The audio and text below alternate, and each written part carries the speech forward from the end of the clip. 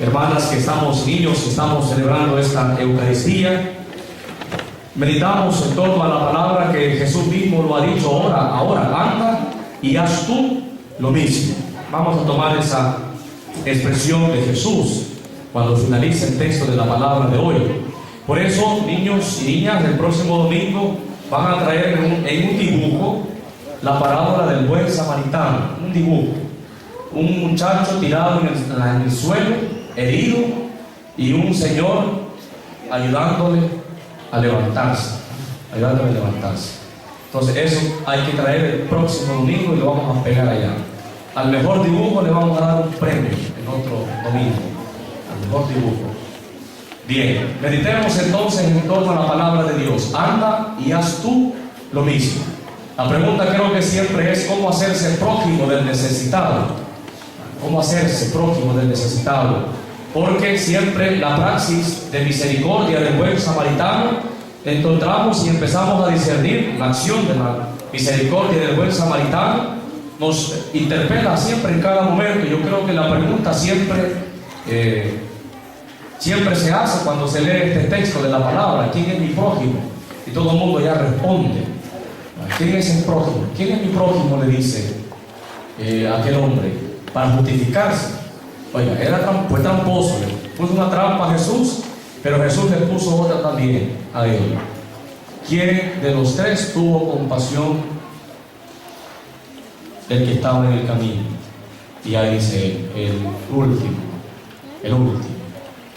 Dice San Agustín, intentando meditar sobre la palabra del Evangelio de hoy, dice que aquella persona que iba por el camino de la que habla la parábola de Jesús, aquella persona tenía como prójimos los sacerdotes y los levitas, dice, porque cuando la ley de Moisés especifica cada una de las leyes, empieza a ¿qué cosa? A buscar el bien del culto que se le rinda al Señor.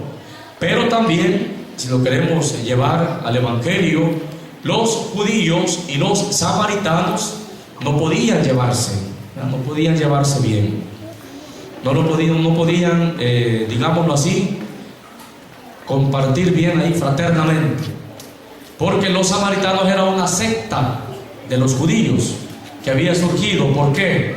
Porque para los judíos a Dios solamente se le podía orar en el templo, y a los samaritanos decían que no, que a Dios también, aparte del templo, también se le puede orar en la montaña de Gerizim. Allá también se le puede orar, decían los samaritanos. Y como bien sabemos que el judío es más radical en su fe, no da cabida a otra cosa, sino solamente a lo que ya dice, porque se llega a un extremo de la ley. Y por eso dice muy bien San Agustín: tenía este hombre como prójimo a los sacerdotes y a los levitas, y como extraños a los samaritanos, como extraños y a la vez enemigos de ellos. Pero los prójimos, dice San Agustín, los prójimos, aquellos que tenía él como prójimo, pasaron de largo, y fue el extraño quien se aproximó, dice San Agustín. ¿Por qué razón? Porque los que tenía como prójimo eran incapaces de amar. Solo para adentro era solo para adentro, nada para afuera. Solo para adentro era esa dimensión del amar. Eran incapaces, dice San Agustín, y un extraño y enemigo se acercó. ¿Quién entonces puede, si queremos meditar, ir meditando poco a poco, irnos acercando a poder meditar la palabra? ¿Quién es entonces el prójimo? Mi prójimo es aquel que llega sin permiso a mi vida y me invita a obrar como Dios ha obrado conmigo. Ese es mi prójimo. El que llega sin permiso a mi vida, el que se acerca de donde menos se espera, el que se acerca a ponernos sobre nosotros su hombro, su mano, para ayudarnos a salir. Por eso nos presentan las lecturas de este domingo, mis hermanos y hermanas, nos invitan a poner orden en el corazón y orden en la vida. Porque usted sabe de que cuando hay desorden no se puede de ninguna manera. Cuando el pensamiento hay un solo desorden de ideas y de cosas, no puedes decir que piensas, no lo puedes decir. ¿Por qué razón? Porque toda cosa que digas es imprudente. Lo ha dicho con imprudencia, cuando no hay orden. No digamos la vida también. Todo acto que hagas hiere a la persona, la hiere. Por eso nos invita a poner orden en el corazón. Incluso fíjense que usted lo puede ver muy bien. Cuando la casa está desordenada, ni uno cabe en la casa ya. Ya ni uno cabe. Porque por tanto desastre que hay, ¿verdad? Que ni uno sabe por dónde entrar. Se le olvidó.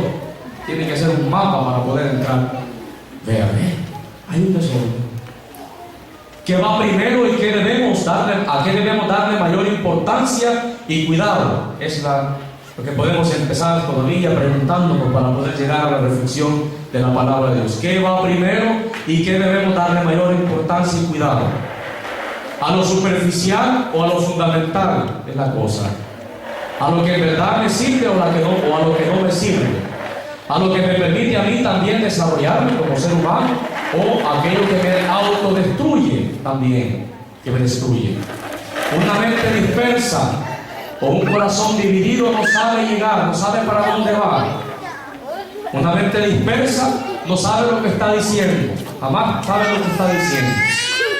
Necesita un orden. Un corazón dividido mucho menos, no sabe expresar las cosas con claridad. Siempre utiliza una herramienta, la hipocresía. Siempre la va a usar. Siempre. Jamás va a poder ser el mismo. Siempre va a buscar camuflajearse de otra manera. Necesitamos darle orden a nuestro tiempo, a nuestros esfuerzos, a nuestros deseos, a nuestros proyectos. Necesitamos siempre. ¿Por qué razón, mis hermanos? Porque una suerte de cruz sin resurrección puede llevarnos a caer en la tentación de ¿qué? De las autojustificaciones. Y eso lo ha hablado la primera lectura y eso lo ha dicho Jesús en el Evangelio. Lucas en el Evangelio. El hombre, para justificarse de que no estaba cumpliendo, ¿qué le dice? ¿Quién es mi prójimo? Y la primera lectura, ¿qué dice? ¿A dónde hay que buscar? ¿A dónde? Uno siempre busca autojustificarse. Siempre. Cuando es cuestión de amar, siempre nos vamos autojustificando. Cuando es cuestión de amar. Pero cuando es cuestión de placer, ahí no hay autojustificación. Ahí solamente me dejo ir y me voy. Ya estuvo. Ya se fue.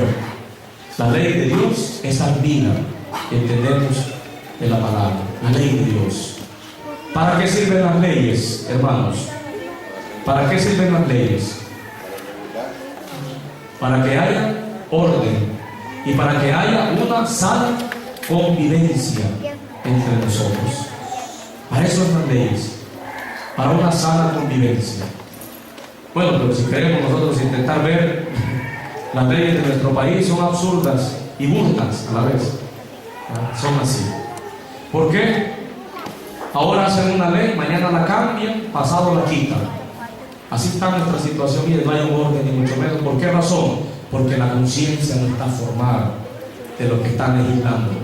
Si la conciencia estuviera formada, lograran discernir bien las cosas.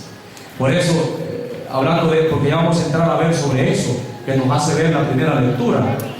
Hablando yo una vez con un perito en leyes, le decía yo a este hermano, a esta persona, mire, le digo, mira, si queremos resumir todos los artículos de la Constitución, de todo el mundo, de todo, ¿cómo lo vas a resumir? Y me dice, los 10 mandamientos. Los 10 mandamientos.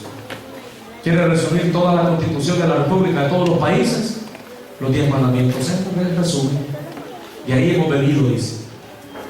Y por eso vamos a ver qué dice la primera lectura en el libro del Deuteronomio. ¿Qué pide el Señor? Que la ley, ¿qué dice el Señor? La ley brota del corazón. Y ahí la ha sacado el Señor. Porque a veces se puede pensar, no, es que Dios, ¿para qué dijo no matar? ¿Para qué Dios dijo no robar? ¿Para qué Dios dijo no mentir? ¿Para qué Dios dijo esto? ¿Para qué Dios dijo lo otro? No lo dijo solo por querer esclavizarnos, no. sino para hacernos libres. Porque Dios vio el corazón del ser humano y de ahí empezó a escrutar, ¿verdad? De ahí empezó a sacar, empezó a valorar las cosas y empezó a ver que solamente viendo el corazón del ser humano podía lograr una convivencia sana entre nosotros. Una convivencia sana. Y Dios le hace una advertencia a su pueblo por medio de Moisés. ¿Y qué le quiere decir el Señor a Moisés? No estoy pidiendo imposibles, le dice el Señor a Moisés. Miren su corazón y lo hallarán, porque ahí también estoy yo, el Señor a Moisés en la primera lectura. ¿Por qué razón? Miren cómo intentaba justificar, cómo el Señor va, viste, el Señor es tan lindo, todo, el Señor así es, perfecto.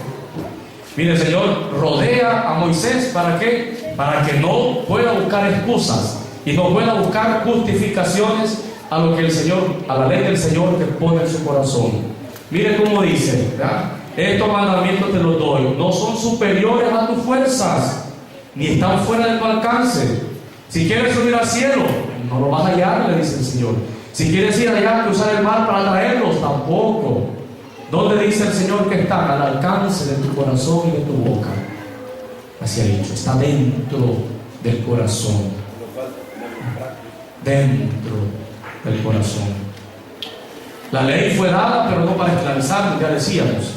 Porque Dios se la dio al pueblo ¿de qué manera? Generosa y gratuitamente. ¿Por qué razón? Porque Dios sabía, puso su ley, porque Dios sabía ¿qué cosa? Que nosotros solamente actuamos por conveniencia. Y necesitaba legislar el Señor, necesitaba poner su ley en el corazón. Así, por eso la puso el Señor. ¿Para qué? Porque Él busca la obediencia del corazón que conduce a la libertad. Eso busca el Señor, la obediencia del corazón. Entonces, ¿qué necesitamos, hermanos y hermanas? ¿Qué necesitamos? Hay que alcanzar al corazón.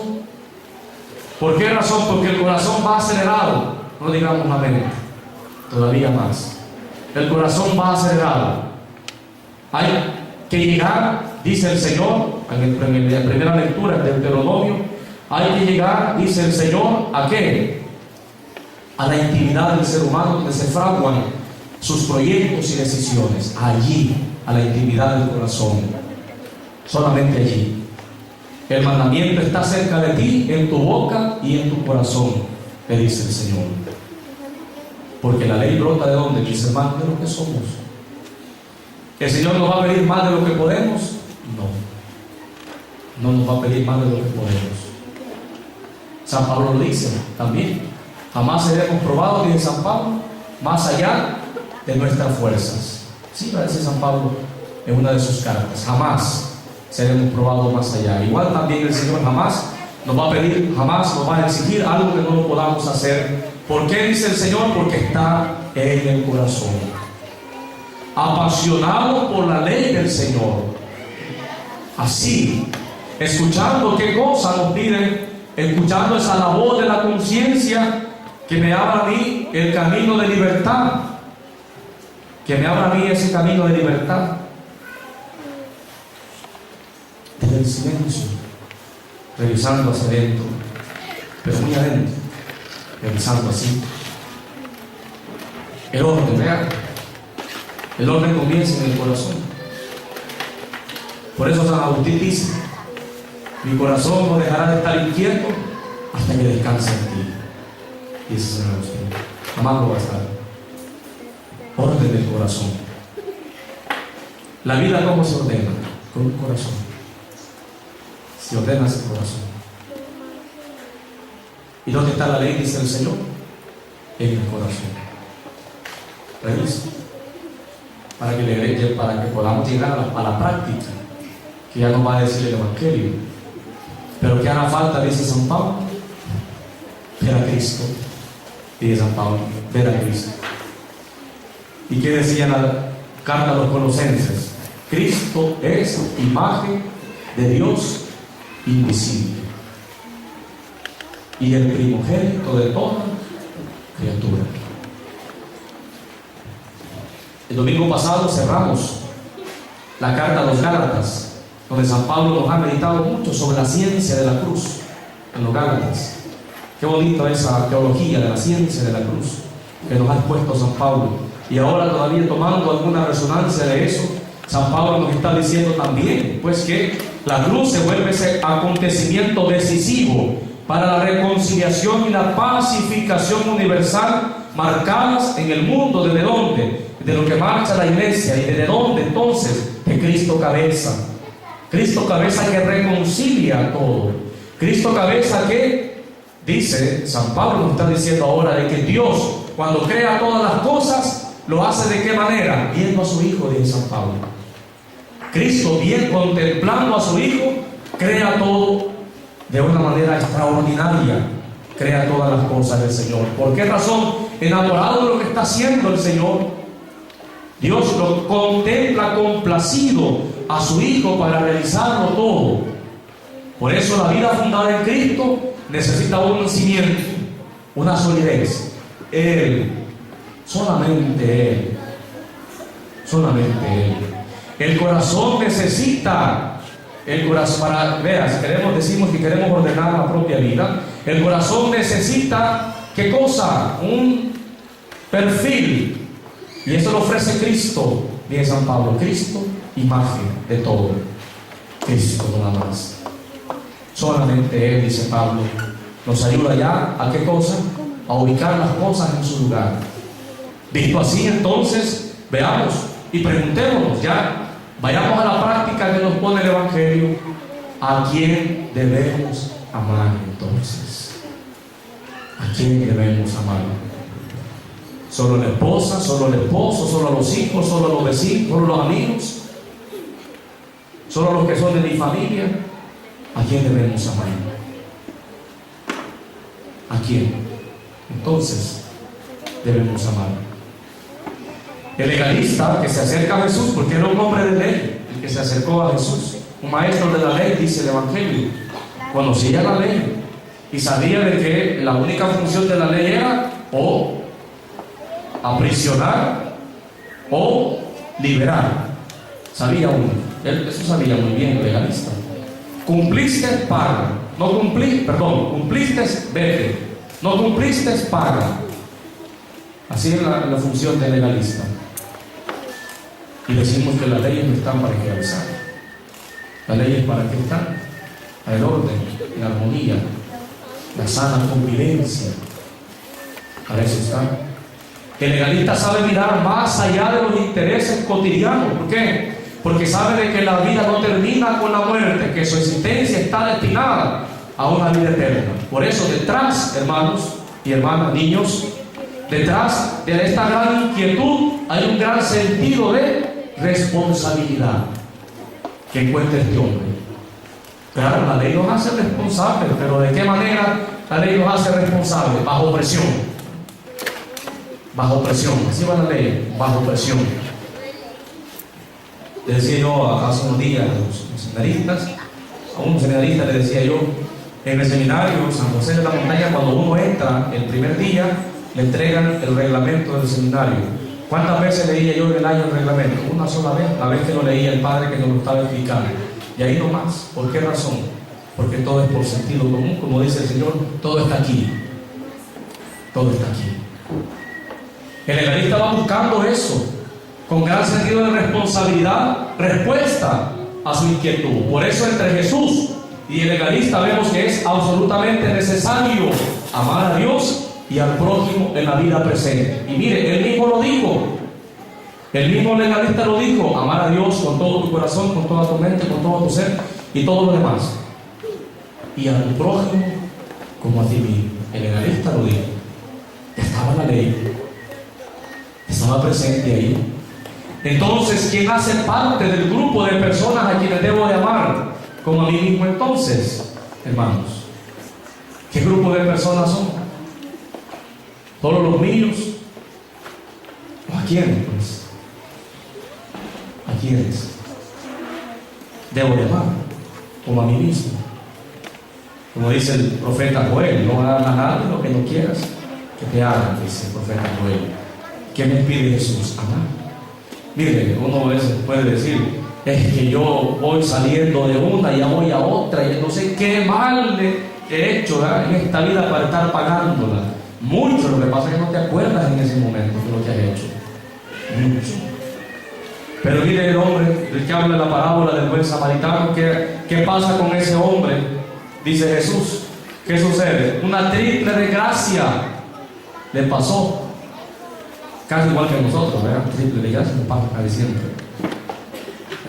Triple desgracia le pasó a aquel hombre. ¿Y cuál es esa triple desgracia? Robo, golpes y abandono. ¿Qué más quería ese hombre? Nada, ya ni levantarse podía. Estaba tirado en el suelo. En el desierto, solo con necesidad de ¿qué? De ayuda.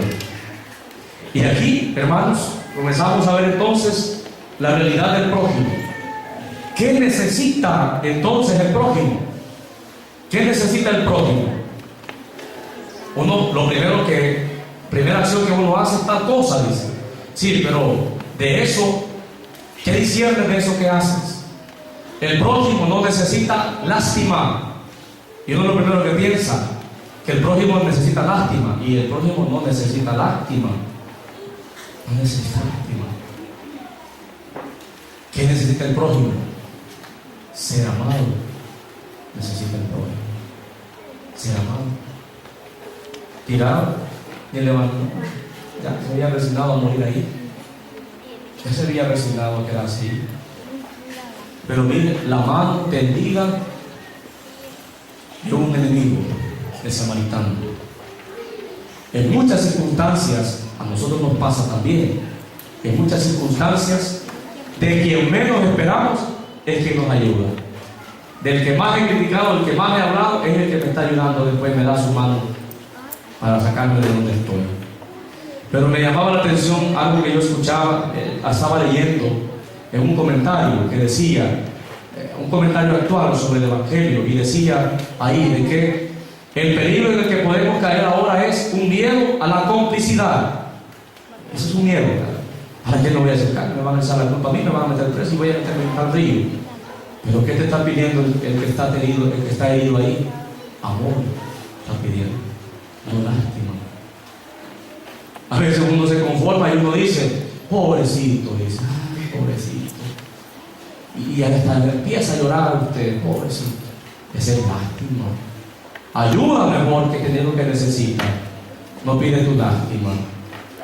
A veces uno ve así algunos cuadros de África, de las misiones en África, y uno dice, pobrecito, cómo sufren de hambre, cómo viven.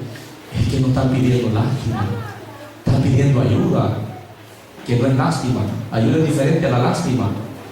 Mira el sentimiento violento y apasionado de aquel hombre, que no le importó de que su amor fuera tan generoso y que fuera responsable de ese amor, a pesar del que está caído. El culto que él profesaba, pero a pesar de eso, del que está caído se agacha. Aquel hombre se inclina, y eso de inclinarse ante el contrario no se podía. Se agacha aquel hombre, se coloca en el lugar de aquel. Eso hace, en lugar del otro que está tirado ahí. Se acerca, venda sus heridas, lo sube sobre su cabalgadura, lo traslada hacia un lugar, lo cuida personalmente, paga la cuenta y está disponible a seguir pendiente de él. Eso es. ¿Fue lástima? No. Porque la lástima solamente es decir, aquí ando un 10 centavos, toma, date, quítate de aquí.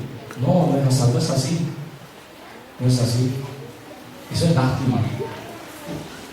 Fíjense que una vez yo vi esta escena allá en mi lugar. Iba saliendo una familia, en familia, papá, hijos, de misa. Y yo iba detrás de ellos, y vi que detrás de ellos se les acercó un niño mendigo que pide en las calles. Se acerca y le dice, denme un colón, decían colón en aquel entonces. Denme un colón, decía. El niño, la familia que iba de misa, imagínense, de misa.